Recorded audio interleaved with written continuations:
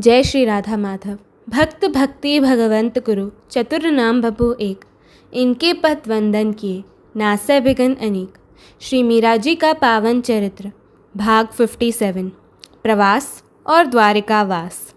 प्रातः सूर्योदय से पूर्व ही वे श्यामा श्याम की आज्ञा ले यात्रियों संतों के साथ द्वारका के लिए चल पड़ी। इन 25 वर्षों में दूर दूर तक उनकी ख्याति फैल गई थी। दूर दूर के संत यात्री उनके सत्संग लाभ और दर्शन के लिए हाजिर होते। ज्ञान भक्ति की गहन से गहन गांठ वे सहज सरल शब्दों में सुलझा देती।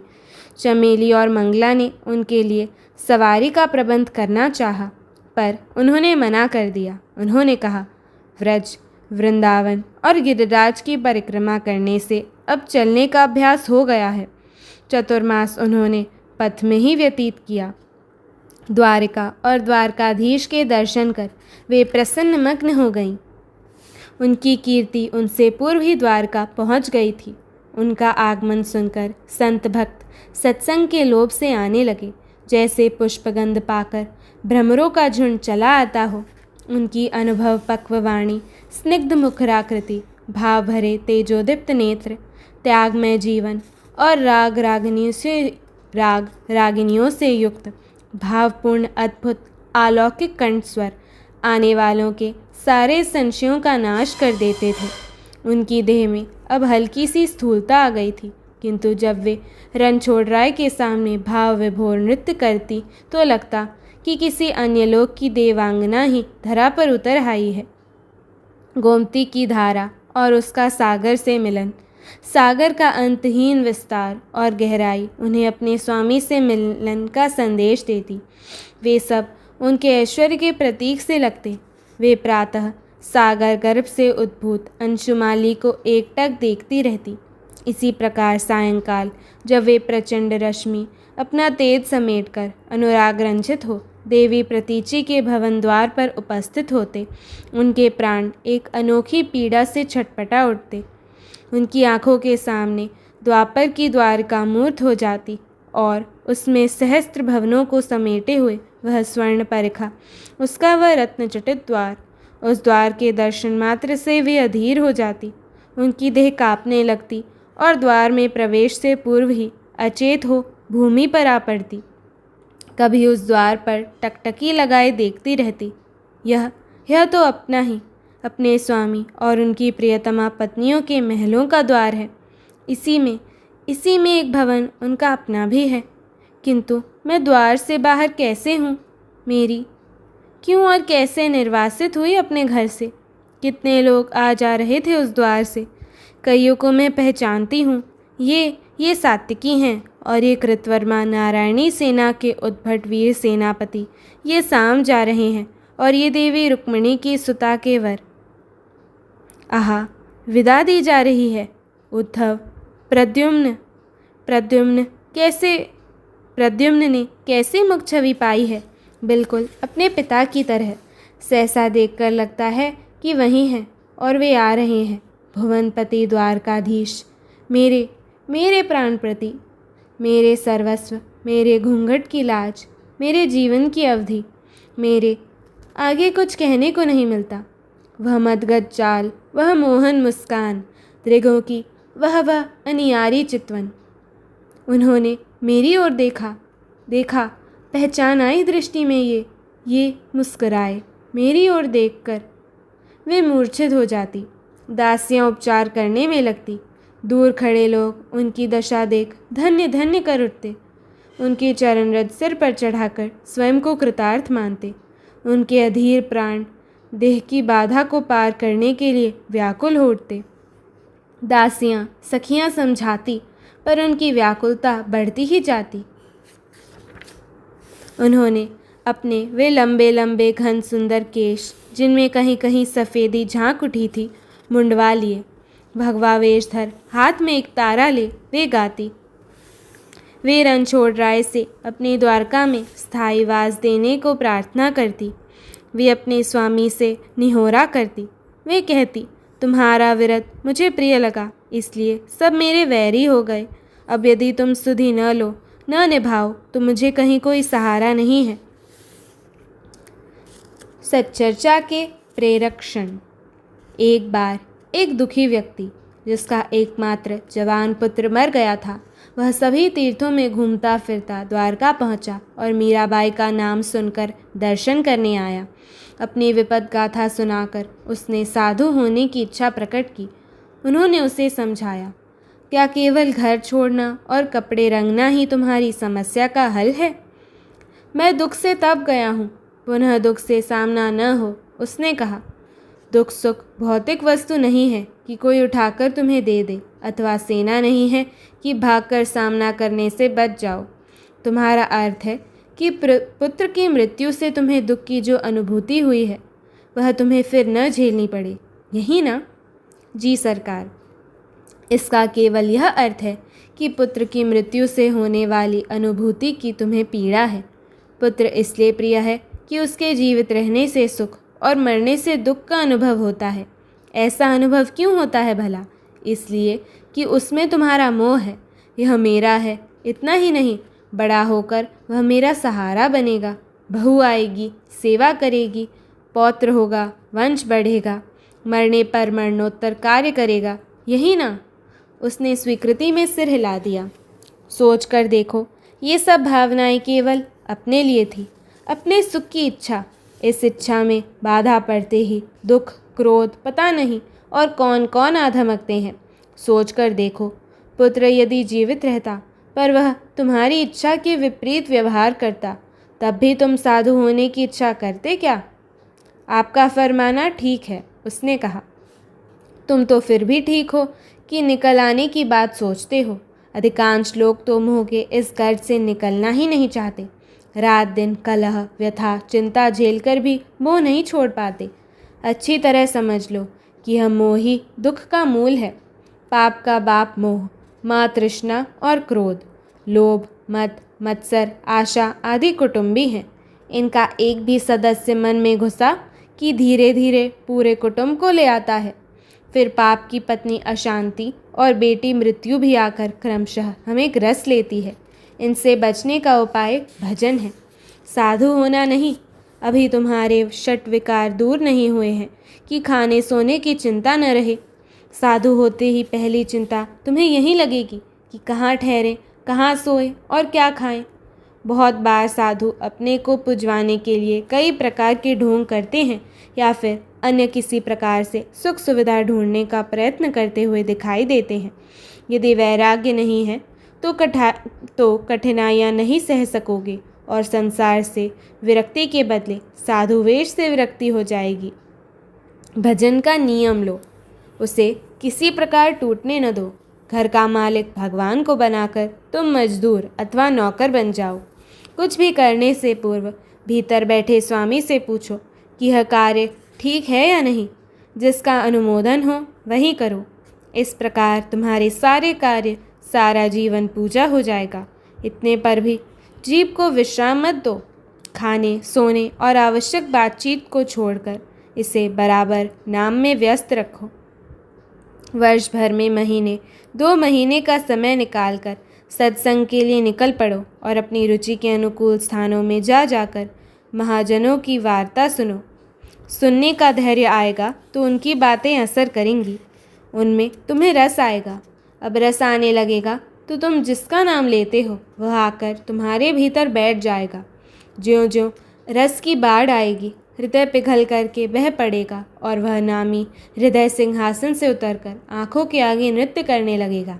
इसलिए राम नाम रस पीछे मनुवा, राम नाम रस पीछे, राम नाम रस पीछे मनुवा, राम नाम रस पीछे। तज कुसंग सतसंग बैठ नित, हरि चर्चा सुन लीजे मनुवा, राम नाम रस पीछे। काम क्रोध मद लोभ मोह को चित्त से दूर करीजे मनुवा, राम नाम रस पीजे।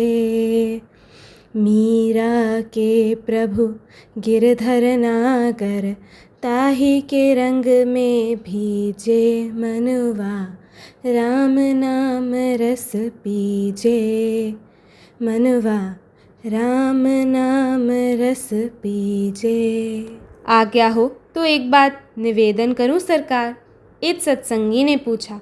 फरमाइए, मीरा ने कहा। जब घर में रहकर ही भजन करना उचित है, अथवा हो सकता है तो फिर श्री चरण रानी जैसे महत्वपूर्ण पद और अन्य सारी सुविधाओं को त्याग कर ये भगवावेश, यह मुंडित मस्तक, जिसके कोई बंधन नहीं है, उसके लिए घर बाहर एक जैसे हैं। मैं गिरधर रंग राती सैया, मैं गिरधर रंग राती सैया। पच रंग चोलो पहर सखीरी, झुरमुट खेलन जाती सैया। मैं तो गिरधर रंग राती सैया। जिनरा पिया परदेस बसत है, लिख लिख भेजे पाती सैया। मैं तो गिरिधर के रंग राती। सार की बात यही है कि बिना सच्चे वैराग्य के घर का त्याग न करें। उन्होंने कहा। धन्य धन्य मातः, लोग बोल उठे। क्षमा प्रदान हो माँ, आपका यह सुत महाअज्ञानी है। श्री चरण ने फरमाया कि भजन करो। भजन का अर्थ संभवतः नाम जप है। जप में मन लगता नहीं माँ, उसने दुखी स्वर में कहा। हाथ माला की मणियाँ सरकाता है, जीभ नाम लेती रहती है, किंतु मन मानो धरा गगन के समस्त कार्यों का ठेका लेकर उड़ता फिरता है। ऐसे में माँ, भजन से जप से क्या लाभ होगा? जी खिन्न हो जाता है। भजन का अर्थ है कैसे भी जैसे हो, मन वचन काया से भगवत संबंधी कार्य हो, हमें उसका ध्यान वैसे ही बना रहे जैसे घर का कार्य करते हुए माँ का ध्यान पालने में सोए बालक की ओर रहता है, और जैसे सबकी सेवा कार्य करते हुए भी पत्नी के मन में पति का ध्यान रहता है। पत्नी कभी मुख से पति का नाम नहीं लेती, किंतु वह नाम उसके मन प्राणों से ऐसा जुड़ा रहता है कि वह स्वयं चाहे तो भी न हटा पाएगी। अब रही मन के लगने की बात, दरअसल मन हमारा सूक्ष्म देह ही है। हमारे स्थूल देह द्वारा जो क्रियाएं होंगी, वहीं सूक्ष्म पर अंकित होकर संस्कार बनते हैं। जो क्रिया या कर्म बारंबार होगा, उसका संस्कार ही दृढ़ होगा। यदि उस कर्म के साथ बुद्धि का समर्थन है, तो उसका प्रभाव भी अधिक होगा। बिना मन बुद्धि के भी कोई कार्य बराबर किया जाए तो फिर मन बुद्धि उसमें प्रवृत्त हो जाते हैं। जैसे खारा, कसैला या कड़वा भोजन पहले अरुचिकर लगता है, किंतु नित्य खाने पर वैसी ही रुचि बन जाती है। जप किया ही इसलिए जाता है कि मन लगे, मन एकाग्र हो। पहले मन लगे फिर जप हो, यह असंभव नहीं तो साधारण जन के लिए कठिन अवश्य है। यह तो ऐसा है जैसे पहले तैरना सीख लें फिर पानी में उतरें। जो मंत्र नाम आप जपेंगे वही आपके लिए जो आवश्यक है वह सब कर देगा। पहले बालक को उसकी इच्छा के विरुद्ध पाठशाला में बिठा दिया जाता है, फिर धीरे धीरे वह उसका स्वभाव बन जाता है और वह समझने लगता है कि ज्ञान कैसी अमूल्य निधि है। तब वह स्वयं आग्रहपूर्वक ज्ञानार्जन के लिए प्रयत्न करने लगता है। मन न लगने की यह जो खिन्नता आपको होती है, वही खिन्नता मन लगने की भूमिका प्रस्तुत करेगी। आप जब तो आरंभ कीजिए, आरंभ आपके हाथ में है, वही कीजिए और ईमानदारी से निभाइए। विरह की दारुण दशा। सागर की उत्ताल तरंगे उन्हें विभोर कर देती, किंतु प्रिय विरह की दारुण व्यथा चैन नहीं लेने देती। उन्हें वृंदावन की वे रातें याद आती जब वे ललिता के साथ गोवर्धन गिरी के कुंजों, यमुना पुलिन और वृंदाविथियों में श्याम सुंदर की लीला दर्शन करती हुई घूमती थी। लगता था बस गंतव्य आ गया, अब कहीं नहीं जाना, कुछ नहीं देखना, कुछ नहीं कहना। किंतु धनी का धनी कौन है? अब ये द्वारकाधीश कहाँ परदेश जा बसे कि प्राणों की पुकार सुनते नहीं। अब उसके बिना कैसे रहा जाए। उनका पल पल युग के समान बीतता। उनकी व्याकुलता देखकर दासियां घबरा जाती। वे किसी प्रकार चेत कराती तो लगता जैसे जल से मछली बाहर निकाल दी गई हो। उन्हें शांत करने का एक ही उपाय था, सत्संग। संतों को देखकर उनका सारा दुख दर्द दूर हो जाता। वे स्वयं कहती, कभी कभी दासियों को लगता देह में प्राण नहीं रहे। वे रो उठती, किंतु मंगला धीर धरकर कीर्तन करने को कहती। उनके कीर्तन से वे सचेत होती, पर उनकी पीड़ा देख वे पछताने लगती कि जब तक अचेत थी पीड़ा भी शांत थी। शायद मूर्छा में प्रभु दर्शन का सुख पा रही हों। सचेत होने पर वे कभी नीलवर्ण सागर को अपना प्रियतम जानकर मिलने के लिए दौड़ पड़ती, कभी नील गगन की ओर दोनों हाथ उठाकर उछल पड़ती। दिन तो जैसे तैसे साधु संग भजन कीर्तन में निकल जाता, किंतु रात तो बैरिन होकर ही जाती। मंगला बारंबार समझाती, बाईसा हुक्म द्वारकाधीश पधारते होंगे, वे आपसे कैसे दूर रह सकते हैं। आप धीरज धारण करें। मेरी यह देह उनके स्पर्श के बिना जलती है मंगला। मिलकर बिछुड़ना उनका खेल है, पर मैं क्या करूं। चाहती हूं कि वे जैसे जिस हाल में रखें उनकी प्रसन्नता में प्रसन्न रहूं, किंतु यह देह ही तो बाधा है।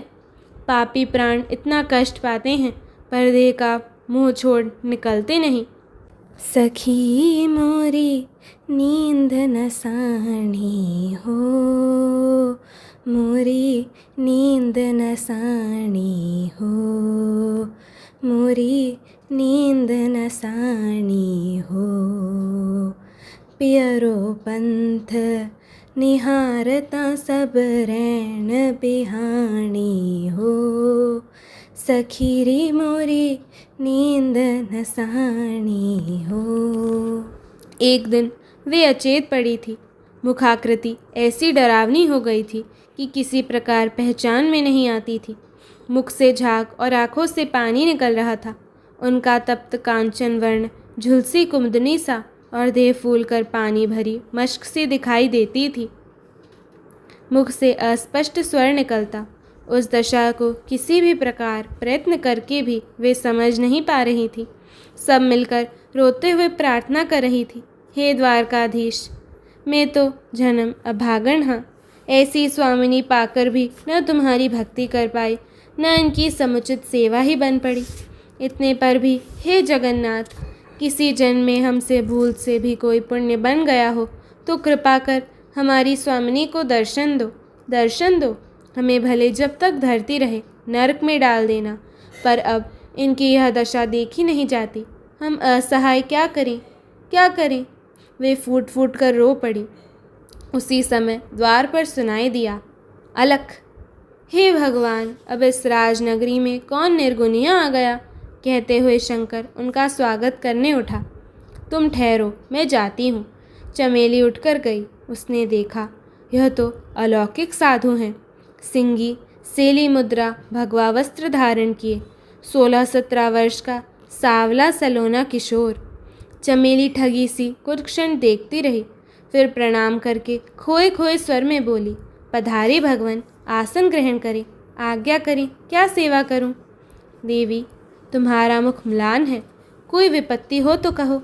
सन्यासी ने कहा, आप प्रसाद ग्रहण करेंगे कि अपने हाथ से बनाकर पाएंगे, सो बताएं। हमारी विपत्ति असीम है और जगदीश के अतिरिक्त उसे कोई नहीं मिटा सकता। चमेली ने उदासीन स्वर में कहा, कहाँ है, कैसी है वह विपत्ति, तनिक देखूं। सन्यासी उठ खड़े हुए। आप बालक हैं महाराज, आपके बस का रोग नहीं है वह। चमेली के स्वर में हल्की झुंझलाहट थी। तभी मंगला बाहरी कक्ष में आई और एकटक सन्यासी को देखने लगी। क्या ऐसा कोई नियम है कि सन्यासी को वृद्ध ही होना चाहिए, अथवा यह कि ज्ञान बड़े बूढ़ों की बपौती है। नहीं प्रभु, इसका ऐसा आशय नहीं था। मंगला एकदम से बोली, हमारी स्वामिनी बीमार हैं और हम सब उनके जीवन से निराश हैं। मन व्यथित होने से किंकर्तव्य विमूढ़ हो रही हैं। हमसे कोई अविनय अपराध हुआ हो तो दुखिया अबला जानकर क्षमा प्रदान करने की कृपा करें और सेवा की आज्ञा प्रदान करके हम आशाहीनों को कृतार्थ करें। तुम्हारे दुख का कारण तुम्हारी स्वामिनी का रोग है। मैं केवल उन रुग्ण को देखना चाहता हूँ। जिस घर से मैं भिक्षा लूँ उस घर के लोग दुखी व्यथित हों, यह मैं सह नहीं पाता। मेरी स्वामिनी को साधारण रोग नहीं है भगवान, उन्हें भगवत विरह का रोग है, जिसे स्वयं जगदीश्वर ही शांत कर सकते हैं। मंगला ने हाथ जोड़कर कहा, एक बार देखना चाहता हूँ, यदि मेरी शक्ति की परिधि में हुआ। यति ने वाक्य अधूरा छोड़ दिया। पधारे प्रभु। मंगला ने चमेली, किशन, शंकर को द्वार से हटने का संकेत किया। योगी ने भीतर प्रवेश किया। मीरा को देखकर वह मुस्कराया और बैठकर सिर पर हाथ रखकर कुछ बड़बड़ाया। आश्चर्य से सबने देखा। मीरा की फूली हुई देह धीरे धीरे सामान्य होने लगी। उनका श्याम रंग स्वाभाविकता की ओर बढ़ने लगा और उनकी बंद पलकों के नीचे नेत्रों में थोड़ी हलचल हुई। जोगी ने दूसरे हाथ से झोली से वस्त्र निकाल उनका मुख फेन पोंछा और होठों में वैसे ही बुदबुदाता रहा। 2-3 घड़ी पश्चात ही मीरा उठकर बैठ गईं। यद्यपि वे विभ्रांत दृष्टि से सबको देख रही थी, सब पर होती हुई उनकी नज़र यति पर ठहर गई। उसने सिर से हाथ हटाकर स्निग्ध स्वर में पूछा, क्या हो गया तुम्हें? मीरा एकदम कह उठी, प्रेमनी प्रेमनी प्रेमनी रे मन लागी कटारी प्रेमनी जवल जमनामा भरवा ज्ञाता हथी माथे गागर हेमनी हो हथी माथे गागर हेमनी प्रेमनी प्रेमनी प्रेमनी रे मन लागे कटारी प्रेमनी रे। यति खिलखिलाकर हंस पड़ा तो मीरा ने चौंक कर उसकी ओर देखा। यह हंसी तो व्रज में कई बार देखी है। उनके मुख से अनायास निकला, श्याम सुंदर। साधु फिर हंसा, नहीं रमता जोगी। अब की मीरा भी हंस दी, अन्य के लिए, मेरे तो श्याम। नहीं, जोगी ने बाधा देते हुए कहा, जैसा भेष वैसी बात। किंतु देवी, आपने पहचाना नहीं मुझे। केवल मेरी सूरत आपके स्वामी से मिलती है, मैं वह हूँ नहीं। मीरा ने आंखों में आंसू भर कर गाया, वही माया सर्वश्रेष्ठ है देवी, और सचमुच ही बड़भागी हैं आप। जोगी बोला, आपकी व्याकुलता ने प्रभु को व्यथित कर दिया है।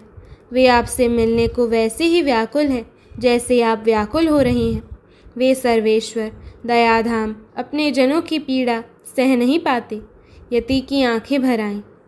आप कौन हैं मेरे उपकारी? मीरा ने चकित दुखित प्रसन्न स्वर में पूछा। उनका निजी सेवक। प्रभु ने संदेश पठाया है। क्या क्या कहा मेरे स्वामी ने? क्या फरमाया है? मेरे लिए कोई आदेश? वे रोने लगी। क्या कहूँ भाई, मुझ अभागिन से उनकी आज्ञा का पालन पूरी तरह नहीं हो सका। मैं उनका वियोग प्रसन्न मन से नहीं झेल सकी। मुझे कहो, क्या आदेश है प्रियतम का? वे यदि न आना चाहें, आने में कोई कष्ट हो, बाधा हो, तो कभी न आए। मैं ऐसे ही जीवन के दिन पूरे कर लूँगी। जीवन होता ही कितना है। आप पहले स्नान कर प्रसाद पालें। उसने अपने पीछे खड़े सेवक वर्ग की ओर देखा। ये सब भी न जाने कब से उपासे हैं। मीरा एकदम से उठने लगी तो केसर और मंगला ने दोनों ओर से थाम लिया। चमेली शीघ्रतापूर्वक रसोई में चली गई और किशन यति की सेवा में लगा। भोजन विश्राम के पश्चात मीरा ने यति के चरणों में प्रणाम किया। देव, आप जो भी हों, आपने मुझे सांत्वना प्रदान की है। मेरे पति का संदेश लेकर पधारे हैं, अतः मेरे पूज्य हैं। यद्यपि मेरे प्राण प्रिय का संदेश सुनने को आकुल है, फिर भी कोई सेवा स्वीकार करने की कृपा करें तो सेविका कृतार्थ होगी। सेवक की क्या सेवा देवी? स्वामी की प्रसन्नता ही उसका वित्त है और सेवा ही व्यसन। आपकी कोई इच्छा हो तो पूर्ण करके मैं स्वयं को बड़भागी अनुभव करूँगा। अंधे को क्या चाहिए भगवान? 2 आँखें और चातक।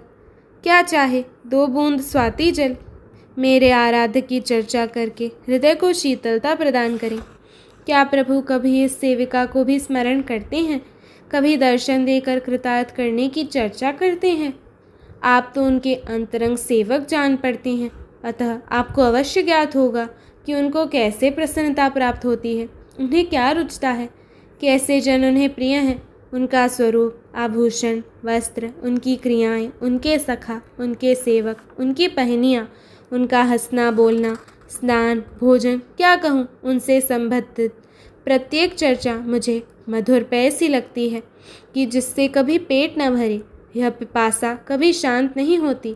कृपा कर आप उनकी बात सुनाएं। देवी, आपका नाम लेकर मेरे स्वामी एकांत में विह्वल हो जाते हैं। उनके वे कमल पत्र से सुंदर नयन भर जाते हैं। कभी कभी उनसे मुक्ता भी ढुलक पड़ती है। केवल लोक कल्याण के लिए आपको परस्पर वियोग सहना पड़ रहा है। मैं तो कोई लोक कल्याण नहीं करती योगीराज। मुझे तो अपनी ही व्यथा से अवकाश नहीं है। औरों का भला मैं क्या कर पाऊंगी।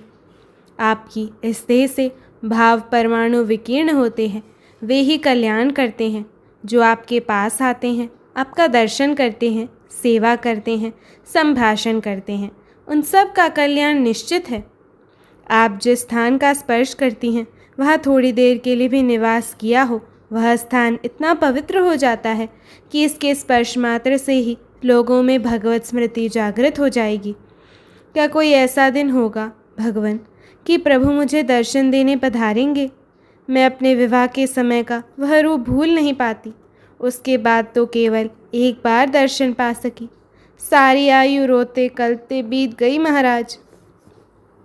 क्या कहूँ देवी, आपको देखकर ही स्वामी की आकुलता समझ में आती है। आप उनके हृदय में विराजती हैं। चिंता त्याग दें, प्रभु आपको अपनाने शीघ्र ही पधारेंगे और फिर कभी उनसे वियोग नहीं होगा। मुझे यही संदेश देकर भेजा है। योगीराज ने मीरा को सांत्वना दी।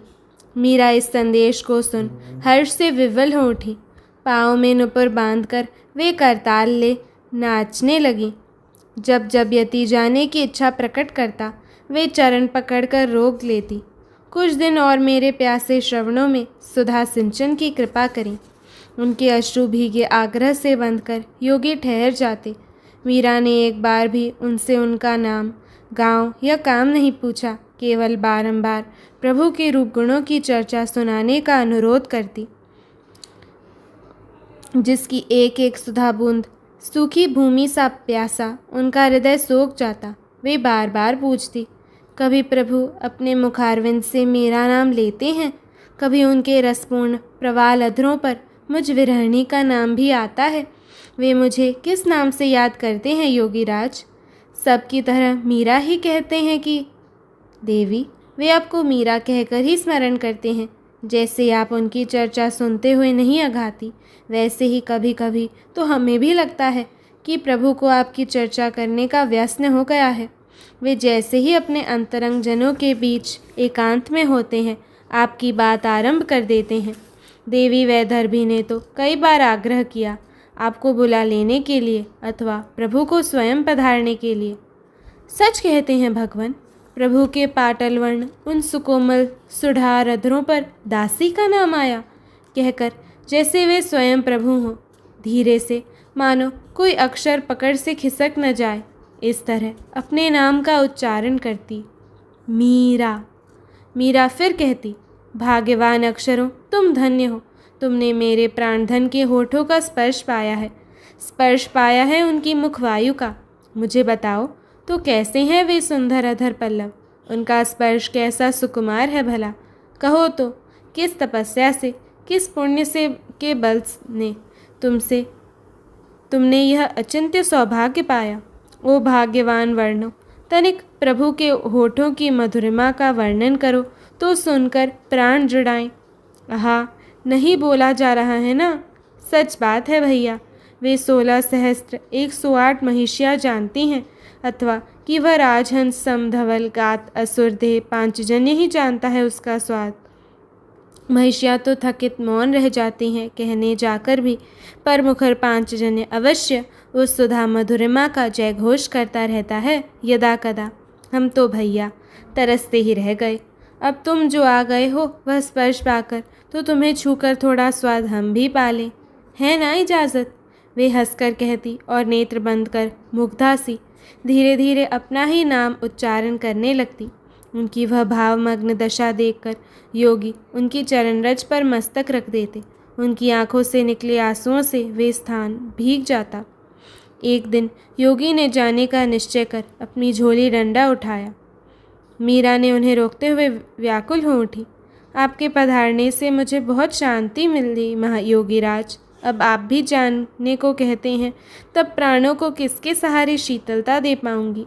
आप न जाएं प्रभु, न जाएं। एक क्षण मानो विद्युत दमकी हो, ऐसे योगी के स्थान पर द्वारकाधीश हंसते खड़े दिखलाई दिए। दूसरे ही क्षण अलोप मीरा व्याकुल हो उठी। जय श्री राधे।